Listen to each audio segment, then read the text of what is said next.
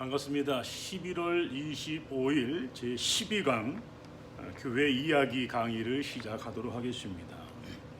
한국의 한 20% 정도, 20에서 25% 정도를 기독교인이라고 볼 수가 있습니다. 이 땅에 수많은 교회들이 있지만 교회 건물이 곧 교회는 아닙니다. 교회는 곧 회중, 사람을 말하는 것입니다. 한국에 기독교가 처음 전파된, 전래된 것은 1885년 4월 5일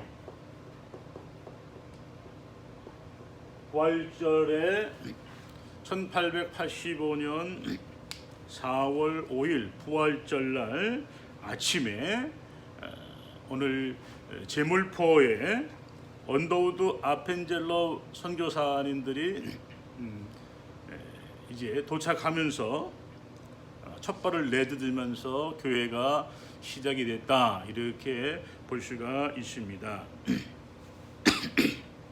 그 이후에 이 땅의 개화기, 일제시대, 해방 이후 또 산업화 시대, 근대화 과정에 이르는 모든 시대 속에서 교육과 또는 문화 등 사회 전반에 걸쳐서 좋은 선한 영향력을 교회가 끼쳐왔습니다. 기독교 역사는 한 2000년 되지요. 그런데 기독교 교회와 그 다음에 그리스도인이라고 하는 이들은 도대체 언제 시작이 됐는가 하는 것을 우리가 오늘 살펴보고 오늘 공부를 하도록 하겠습니다. 오늘 우리가 중심으로 봐야 될 성경은 사도행전입니다. 사도행전, 사도들의 다니면서 전한 이야기, 이렇게 해석을 할 수가 있죠. 사도행전에 보면 교회의 시작에 대해서, 그리고 교회가 어떻게 로마 제국 속으로 이렇게 전파되어 들어갔는가 하는 것을 우리가 볼 수가 있습니다. 그래서 사도행전, 신약성경이 이제 우리가 살펴본 바대로 사복음서, 그다음에 사도행전 역사서, 서신서들, 그다음에 계시록 이렇게 되어 있는데 우리는 그 중에 역사서인 사도행전을 보려고 합니다. 그래서 이 사도행전에는 예수께서 승천한 이야기, 성령 강림으로부터 시작되는 교회 이야기, 또 유대인으로 이루어진 예루살렘 교회, 거기서 일어난 여러 가지 일들, 그리고 유대교회에 의한 핍박에 의해서 교회가, 기독교인들이 세계적으로 흩어지는 이러한 이야기, 이런 이야기들이 오늘 사도행전에 기록이 되어 있습니다. 자, 이 사도행전은 저자가 누가, 의사 누가로 볼 수가 있습니다. 왜 누가라고 볼 수가 있느냐면은 1절에 보니까 데오빌로요 내가 먼저 쓴 글에는 으로 예수께서 행하시며 가르치시기 시작하신 부터 그가 택하신 사도들에게 성령으로 명하시고 승천하신 날까지의 일을 기록했다. 사도행전 1장 1절 이제 나와 있어요. 그래서 여기에 이 말씀들을 근거로 해서 먼저 쓴 글 누가복음에 이어서 오늘 사도행전도 의사인 누가에 의해서 쓰여졌다, 이렇게 우리가 볼 수가 있죠. 사도행전에 누가복음 끝부분과 겹쳐지는 이 시작 부분을 통해서 예수님의 사역이 사도들에 의해서 계속해서 이어지고 있다는 것을 이야기하고 있습니다. 그래서 사도들에 의해서 복음이, 그죠? 예루살렘을 떠나 사마리아와 유대와 사마리아, 그리고 땅끝에 이르러서 전파되는 이 일련의 이야기들을 하고 있습니다. 그래서 우리가 보면 자, 교회가 예루살렘에서 교회가 시작이 됐죠. 근데 이때는 이제 예수님과 12 사도, 이 사도를 이제 중심으로 해서 이제 이 복음이 선포됩니다. 그죠? 이 복음이 그죠? 12사도를 통해서 이제 사마리아, 그죠? 유대, 사마리아, 그리고 땅끝 이렇게 이어지는 거죠. 그래서 여기에 예루살렘에서 시작된 그 사복음서에 보면 예수님과 12제자, 그 중에 3사람, 베드로, 야고보, 요한, 이 3제자가 중심이 돼서, 그리고 12사도가, 그리고 이제 70의 전도자, 120명의 성도, 그 다음에 500여 명의 형제들에게 이렇게 보여주면서 오늘 점점 확산되는 거죠. 예루살렘을 중심으로서 이렇게 확산되고 있죠. 그리고 이제 우리가 기억을 해야 되는 것은 이 일들은 바로 사람을 통해서 이루어지고 있다 하는 것을 우리가 볼 수가 있습니다. 예수는 다른 어느 누구도 할 수 없고 오직 그만이 할 수 있는 속죄 사역을 그저 이루었어요. 그가 이루어놓은 인류 구원의 일을 예수님에게서 끝이는 것이 아니라 계속해서 사람들을 택해서 사람들을 통해서 이것이 확산되는 거지요. 효력이 발생할 수 있도록 이 일을 위한 사람이 필요했어요. 그래서 예수님께서는 사람을 택하시죠. 그래서 예수님이 12명의 사도들을 택해서 이 일을 하게 하시죠. 그리고 이제 이 사도라고 하는 말은 아포스톨로스인데 이것은 전권이 위탁된 사람. 이 사도는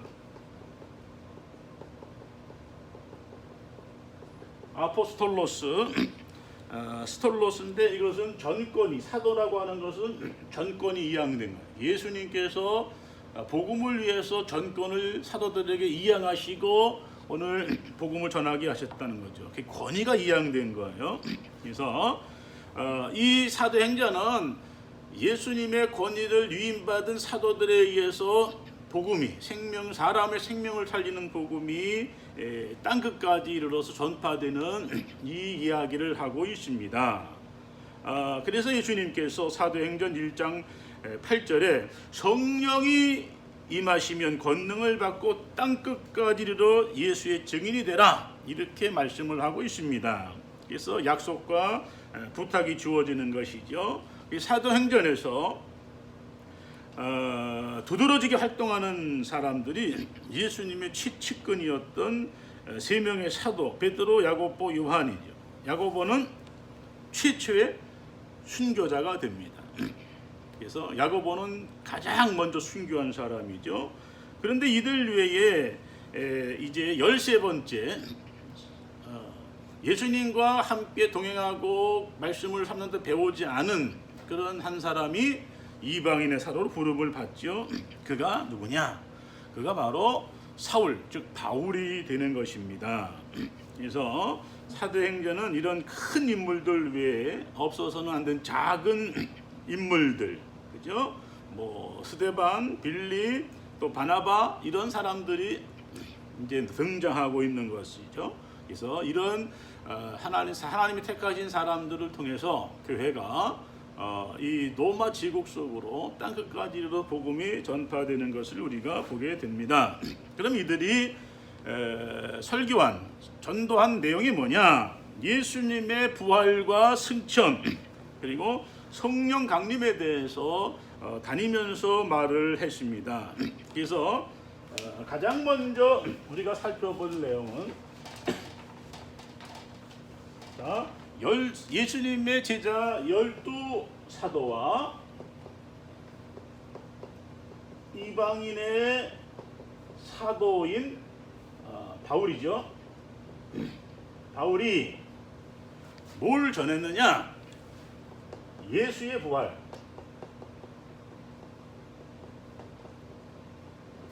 예수의 부활의 복음을 전했어요.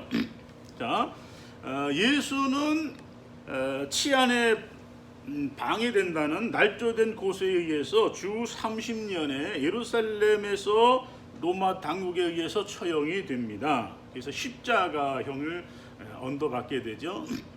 자, 유대인의 법에는 돌로 쳐 죽이는 거예요. 돌로 죽이는 것이 십자가로 죽이는 법이 없습니다. 그래서 그 당시에 이 이스라엘 땅을 다스리고 있었던 로마의 이제 로마에 파송된 총독에 의해서 그죠? 이때 지도자들 유대 지도자들이 함께 연합을 해서 예수를 십자가에 이제 죽이게 되는 것이죠. 근데 예수님께서 십자가에 죽으신 후 장사되고 3일 만에 부활했다 하는 소식이 예루살렘 전체에 퍼지게 되지요. 그래서 예수님이 죽음 이후에 3일 만에 부활했다고 하는 소식. 자, 제자들은 이 소식을 예수를 직접 만났기 때문에 아주 활발하게 실제로 봤다고 주장을 하고 선포를 합니다. 그리고 7일 후에 그의 부활은 예루살렘에서 공적으로 담대하게 선포되었습니다. 수많은 유대인과 그 다음에 유대교의 개종자들, 그죠? 이 사람들이 예수님의 십자가의 죽음과 부활의 소식을 이제 체험하고 전하게 되는 것이죠. 그리고 이제 예수님의 부활을 이제 축하하는 날이 이제 부활절입니다.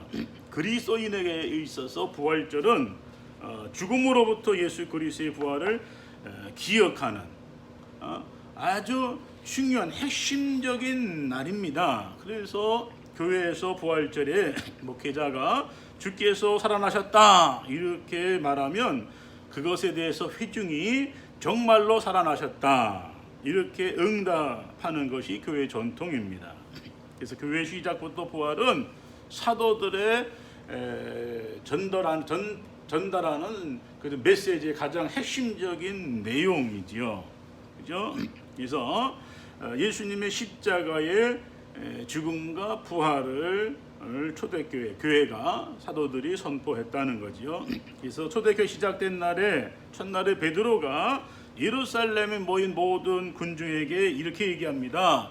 그가 하나님의 정하신 뜻과 미리 하신 대로 내어준 바 되었거늘 너희가 법 없는 자들의 손을 빌려 로마 정부지요 못 박아 죽였으나 하나님께서 사망의 고통을 풀어 살리셨으니 이는 그가 사망에게 매여 있을 수 없었음이라 하고 사도행전 2장 23, 24절에 말씀하고 있습니다. 자, 기독교 신앙을 건축물에 비유한다면 부활은 기초 중에서 가장 중요한 부분이 되는 것이죠. 그래서 예수님이 죽은 채 무덤에 머물러 계시지 않았다는 확신에 찬 주장은 매우 중요한 신약 성경의 주제입니다. 그래서 예수의 무덤은 열려 있어요. 그죠? 열린 무덤. 그래서 이 온 지구상에 무덤이 열렸다는 것은 단 한 분, 바로 예수님에게만 지금 적용되고 있다 하는 것을 우리가 볼 수가 있습니다. 그리고 이 예수님의 부활을 전하면서 교회가 시작이 되는데 오늘 교회는 성령의 강림과 함께 시작이 되죠. 예수께서 너희가 예루살렘 모여 기도하라. 그러면 하나님 약속 성령을 주시리니 성령이 오시면은 이렇게 말씀하죠. 그래서 그리스도의 제자들이 예수님께서 승천하신 후에 10일 동안 다락방에 모여서 이제 기도합니다. 기도하는 과정 속에 10일이 됐을 때 성령이 강림하셨어요. 그래서 예수님 부활 후 40일 동안 계시고 플러스 10일이니까 50일이 되죠. 그래서 오순절 이렇게 얘기해요. 오순절 성령의 역사가 시작이 되는 겁니다.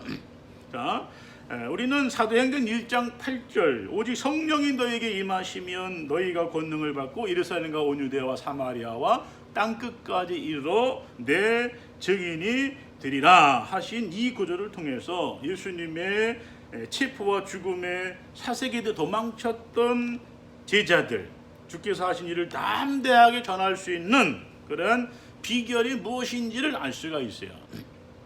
자, 예수님의 제자들은 예수님께서 사로잡혔을 때에 또는 이렇게 신문을 받았을 때 다 무서워서 도망쳤잖아요.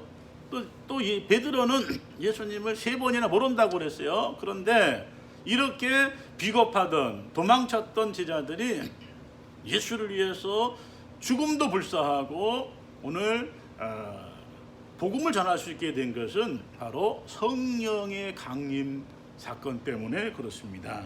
그죠? 성령의 능력을 힘입었기 때문에 오늘 사도들은 죽음을 두려워하지 아니하고 담대하게 복음을 전하고 그리고 순교했어요. 제일 먼저 야고보 사도가 순교했죠. 또 스데반 집사도 순교했지요.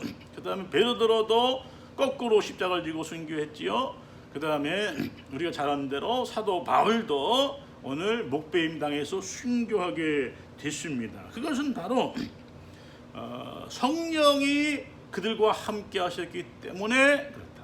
그래서 교회는 성령 강림과 함께 시작이 된 것이죠. 그래서 성령이 오심으로 교회가 활발하게 복음을 전하고, 그죠? 그리고 오늘 교회가 힘있게 부흥하고 성장하게 되었다 하는 것을 우리가 볼 수가 있습니다.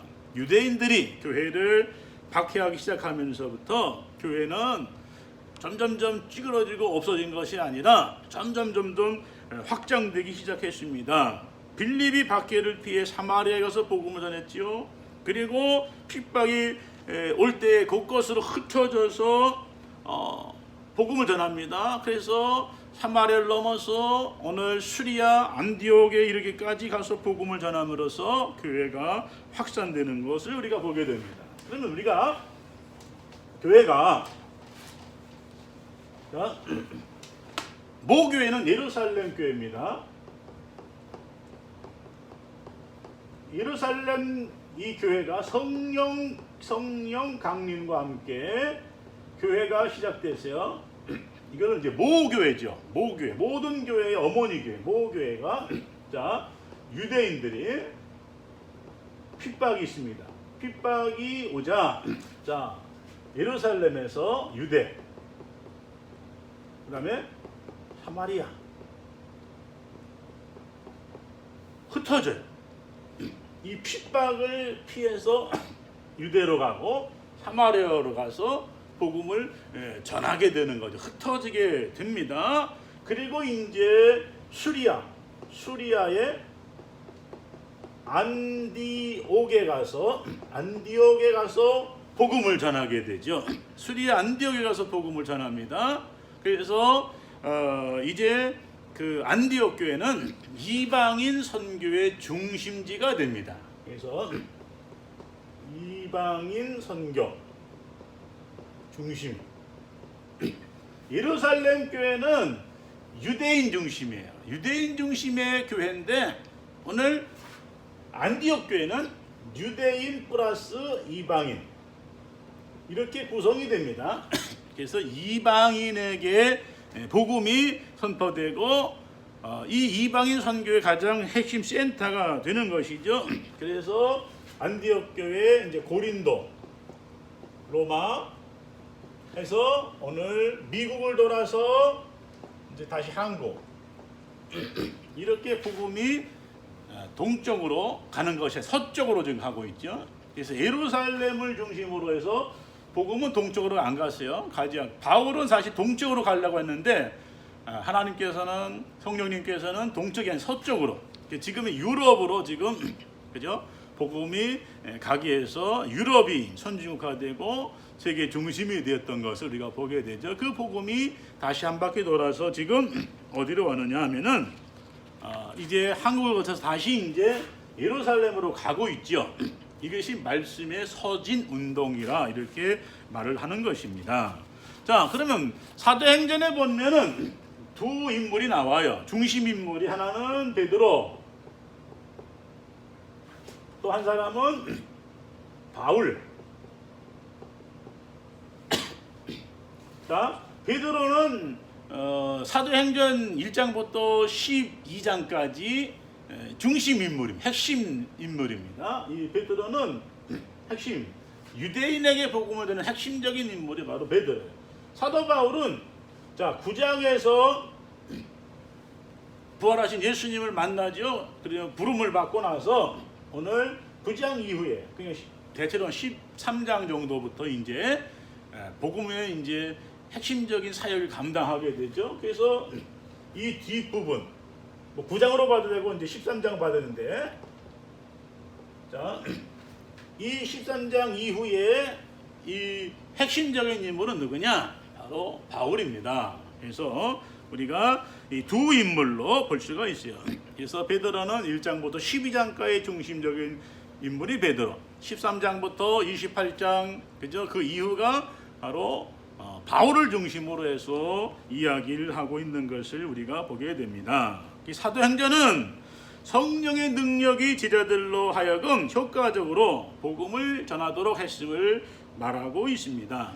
그래서 첫 번째 인물 베드로를 우리가 살펴보고자 합니다. 자, 베드로. 자, 베드로. 자, 예수님의 첫 제자, 수제자죠. 예수님의 수제자. 그리고 갈릴리 바세다 출신 어부. 예수님의 수제자. 자, 수제자입니다. 원래 이름은 시몬이죠. 시몬에서 베드로. 이렇게 이제 이름이 바뀌어졌죠. 그리고 이제 유일하게 이때에 결혼해서 그죠? 부인을 두고 있었던 인물이죠.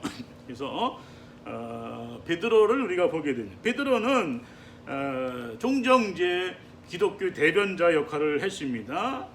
그리고 베드로는 가이사 빌립보에서 너희는 나를 누구라고 하느냐? 예수님 물으셨을 때에 주는 그리스도시요 살아계신 하나님의 아들이라고 고백했습니다. 그때 예수님께서 이름을 단석이라고 하는 베드로로 너는 이제 게바라하리라 그렇게 베드로로 개칭해 주셨지요. 그래서 거친 성격의 베드로가 예수와 함께 죽겠다고 얘기했을 때에 아니다, 오늘 너는 나를 3번 부인할 것이다 이렇게 예수님께서 예언했죠. 예언한 대로 다구일 전에 베드로는 예수를 3번 모른다고 저주하면서 부인했습니다. 그리고 나서 오늘 그는 나가 통해 자복하게 되지요.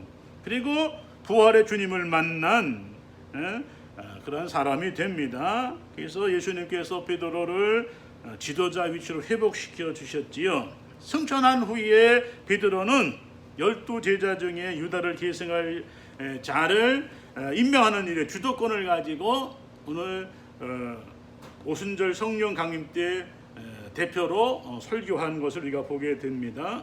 그래서 베드로와 요한이 초대교회 지도자였고 또 사마리아 이 선교에 가는 관심을 가지고 있었고 또 그는 여러 일들을 복음을 전하는 일들을 감당한 것을 오늘 우리는 볼 수가 있습니다.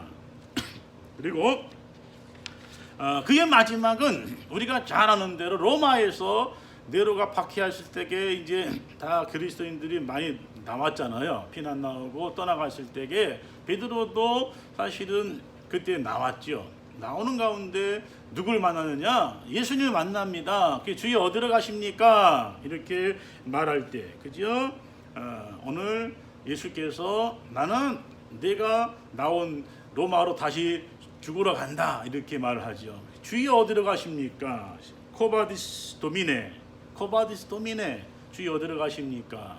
이건 영화도 있죠. 그래서 오늘 예수님이 다시 로마로 가서 순교한다는 말을 들은 그는 이제 마음을 바꿔먹고 본인이 다시 들어가서 복음을 전하다가 오늘 십자가에 이제 순교하게 되는데 자 부탁했어요. 나는 그리스도와 같이 정상적 십자가를 못 지겠으니까 나를 이렇게 거꾸로 죽여달라 이렇게 부탁을 하게 되죠. 그래서 베드로의 십자가는 사실은 베드로의 십자가는 이 거꾸로 십자가죠. 그래서 이것이 베드로의 상징이 됩니다. 그래서 오늘 베드로를 이제 수제자로 인정하고 그 베드로를 중심해서 오늘 복음이 선포되는데 로마 교회가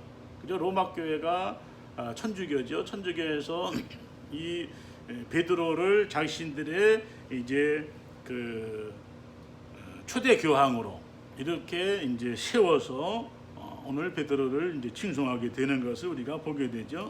그래서 콘스탄틴 황제 때에 베드로 순교 장소, 오늘날의 바티칸 성 베드로 사원, 그죠? 그것이라고 얘기해서 거기다 이제 사원을 이제 짓게 되는 것을 우리가 보게 됩니다. 자, 그리고 이제 로마 카톨릭에서는 베드로가 받은 이러한 사도적인 권위, 그죠? 천국 열쇠 이것이 자기들이 받았다 이렇게 얘기하면서 영적인 그 특권을 주장하고 있는 것을 우리가 보게 됩니다. 두 번째 인물은 이제 바울입니다. 기독교의 핵심적인 인물 중에 한 사람이죠. 바울은 다소 사람이에요. 길리기아성 다소 사람, 유대인 가정에 태어났죠. 그래서 길리 다소 사람, 그래서 디아스포라 출신이에요. 디아스포라 공동체 출신이 됩니다. 자, 보면 로마 시민이에요. 부모가 로마 시민.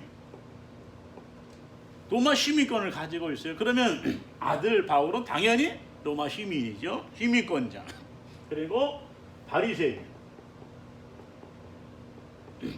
그래서 바울은 길리기아성 다소에서 출생한 후에 이 바리새인이기 때문에 오늘 가말리엘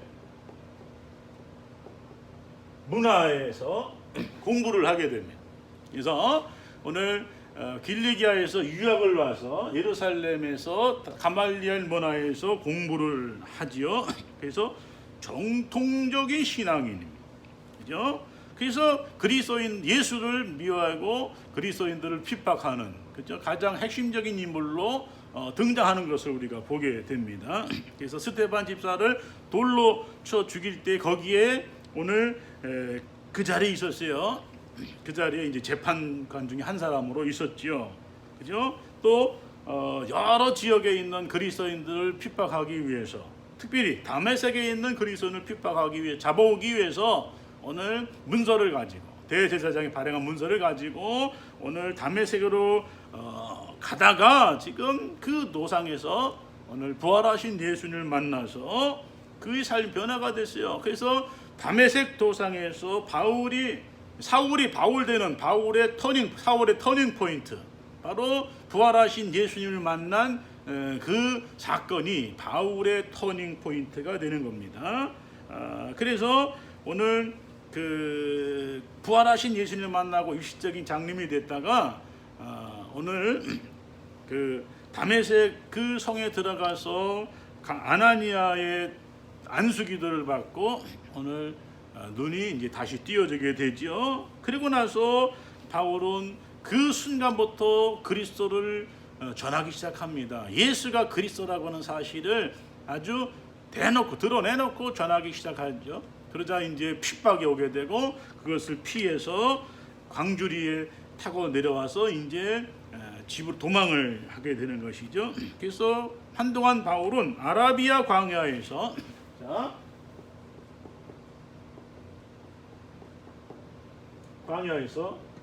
3년 동안 있었어요. 뭐 어떤 공동체 속에서 생활한 것이죠. 3년 동안 이제 하나님의 교육을 받게 된. 자, 베드로가 3년 동안 예수님에게 교육받았듯이 오늘 바울도 3년 동안 광야에서 하나님의 교육을 받게 됩니다. 그 후에 다메섹에 올라왔고 이어서 예루살렘에 가게 되고 바나바의 도움으로 이제 사도들과 교류를 하게 되고 그리고 이제 복음을 증거하는 증인으로서의 삶을 살게 됩니다. 자, 아까 얘기했듯이 안디옥 교회에서 바나바와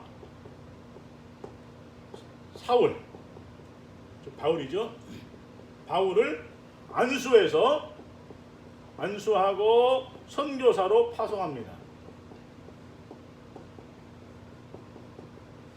자, 안디옥 교회에서 선교사 파송이 됐어요.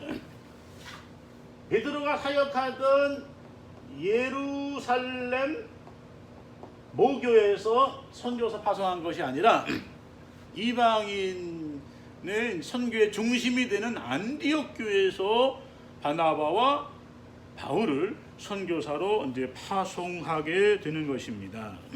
자, 바울이 안디옥을 중심으로 소아시아, 마게도니아, 고린도를 거쳐 에베소 사역이 성공을 했어요. 그래서 다니는 곳곳마다 교회를 세우게 됩니다. 또 디모데와 함께 예루살렘 교회가 교회 가난한 성도들을 위해서 구제연금을 가지고 이제 방문했을 때에 유대 폭도들에서 붙잡혀서 오늘 사형을 가하려고 했어요. 그러나 로마 주둔군의 신속한 개입으로 보호가 됐고 총독 벨리스에 의해서 가이사라에 2년 동안 구금되어 있었습니다. 벨리스의 후계자인 베스도가 바울이 예루살렘에서 재판받을 수 있도록 이렇게 제안을 했습니다. 그러나 바울은 이 제안을 거절하고, 왜냐하면 바울을 죽이려고 이미 특공대가 준비되어 있다는 소식을 이미 그의 생질로부터 들었기 때문에 바울은 직접 가이사에게 호소하게 되지요. 황제에게 호소하게 되고, 왜냐하면 그는 로마 시민권자이기 때문에 로마 시민권자는 황제만이 재판할 수 있죠. 그래서 가이사에게로 이제 그 호송에 가는 가운데 풍랑을 만나게 돼서 다 죽게 됐을 때 바울이 그 사람들을 다 구원하게 되지요. 그렇게 해서 이제 로마에서 이제 재판을 이제 구금되고 재판을 이제 받게 되는데, 뭐 2년 동안 이제 구금되어 있다가 석방되었고, 그 다음에 다시 구금되고 주 64년에 네로의 박해 기간 중에 다시 로마로 재방문했을 때 잡혀서 순교하게 되는 거죠. 그래서 사도 바울은 꼭 그 목배임을 당해서 이제 순교하게 됩니다.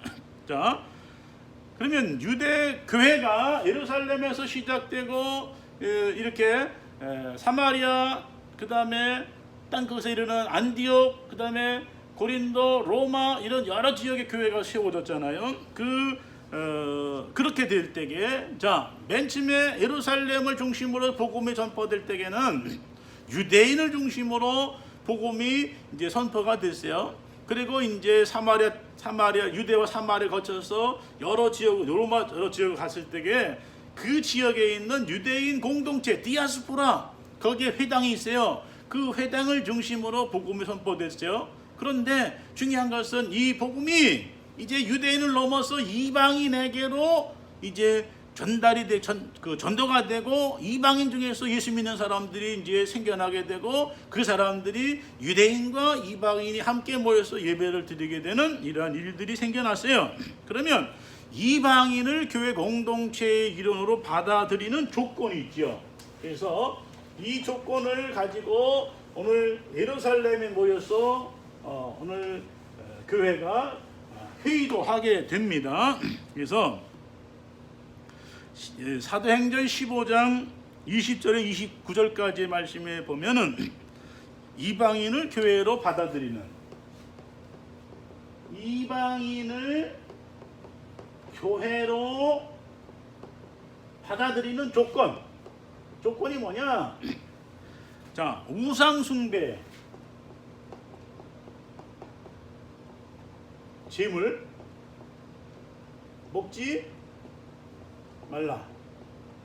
첫 번째 조건은 우상 숭배 제물을 먹지 말라. 왜냐하면 그 당시에는 모든 나라가 다 우상을 숭배하잖아요. 그래서 그 우상을 절하고 나서 이제 고기가 이제 시장으로 나가기 때문에, 아니면 또 이제 뭐 다신교를 믿는 국가이기 때문에 이 고기들은 다 제물로 바쳐졌던 고기가 이제 이제 나오는 거기 때문에 우상으로 바쳐진 제물과 피 먹지 말라. 그 다음에 목졸라 죽인 그죠?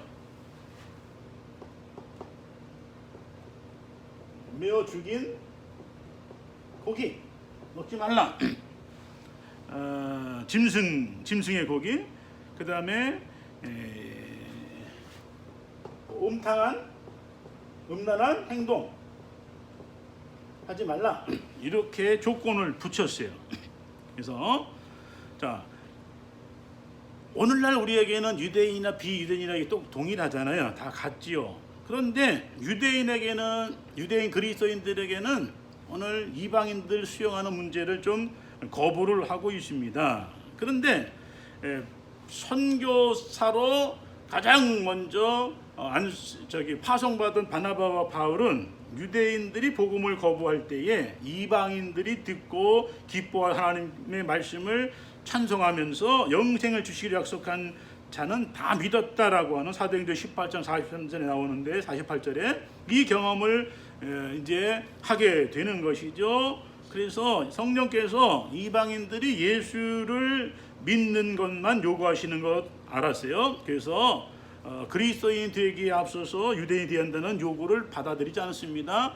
그래서 유대 기독교인들이 내세운 게 뭐냐? 할례 받으라 하는 거지. 할례. 그 다음에 율법을 지켜라. 율법 준수. 할례를 받으라. 이건데 이것은 안 해도 된다. 율법을 지켜야만 구원받는다. 아니다. 이것을 다 지우지 말라. 이렇게 얘기를 하게 됩니다. 그죠?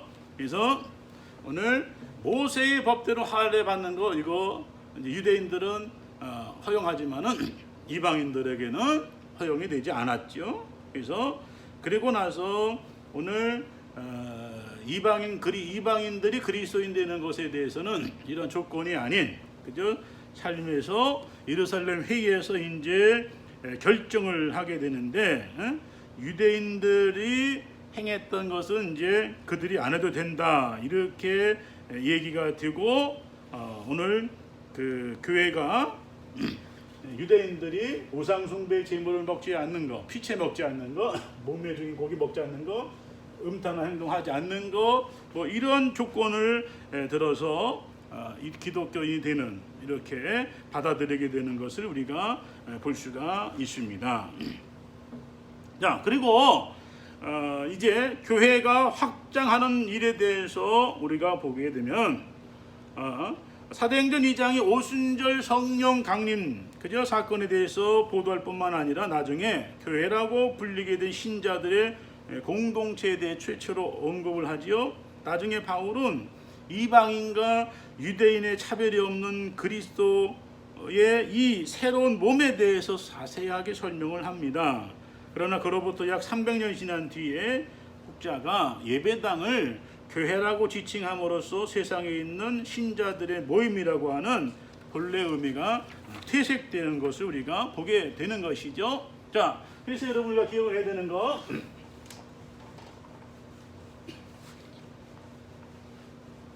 이방인이 그리스도인 교회에 일원이 되는 것은 조건을 붙이지 않았어요. 예수 그리스도를 믿음으로 오늘 성도가 되는 거죠. 교회 공동체에 들어오게 되는 겁니다. 유대인들이 했던 할례, 율법 준수 이것은 받아들이지 않았죠.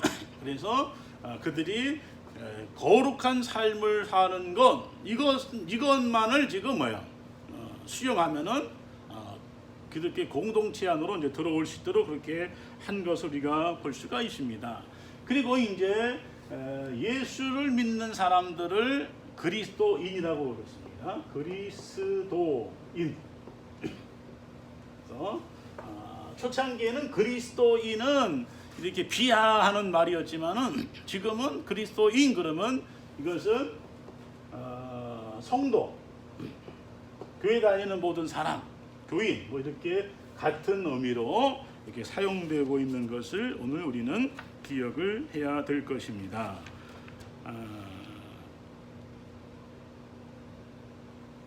그리고 이제 자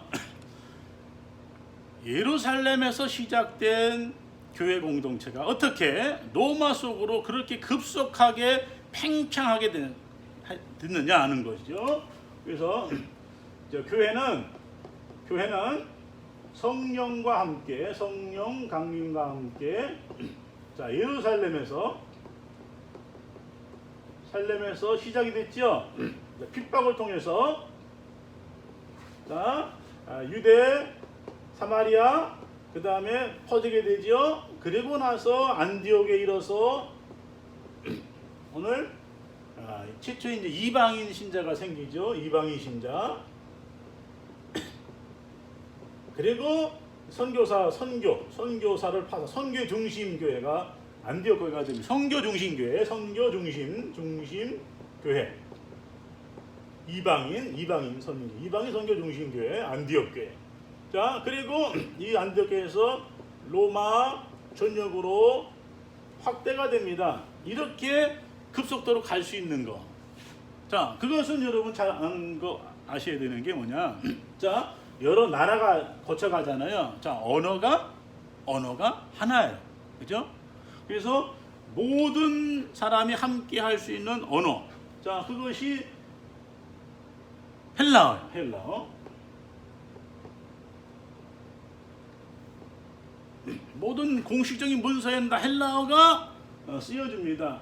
자, 바울이 이방인 선교의 가장 핵심적인 인물로 쓰임 받으셨던 것은 그는 길리기아성 다소 출신으로 헬라어를 능숙하게 쓰는 사람이요, 철학을 공부한 사람이요, 그리고 신학을 공부한 사람이죠.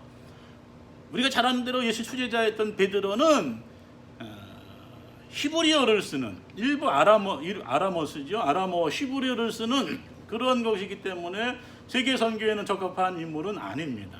그래서 물론 세계 선교를 유대인 중심으로 하지만 그러나 능숙하게 어딘지 갈 수 있는 그러한 특권이 없지요.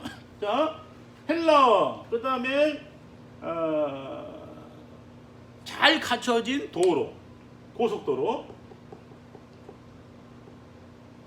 도로망, 그 다음에 지중해를 로마는 가장 호수와 같이 썼지요. 그래서 항해, 자, 바다에 이제 운행하는 항해. 자, 그래서 이 고속도로, 그 다음에 바닷길까지, 그죠? 이렇게 준비가 됐어요. 그래서 로마가 통치하고 있었기 때문에 세계, 유럽과 아시아와 아프리카가 다 이렇게 하나로 이제 하나의 공동체가 된 것이죠. 경제 공동체.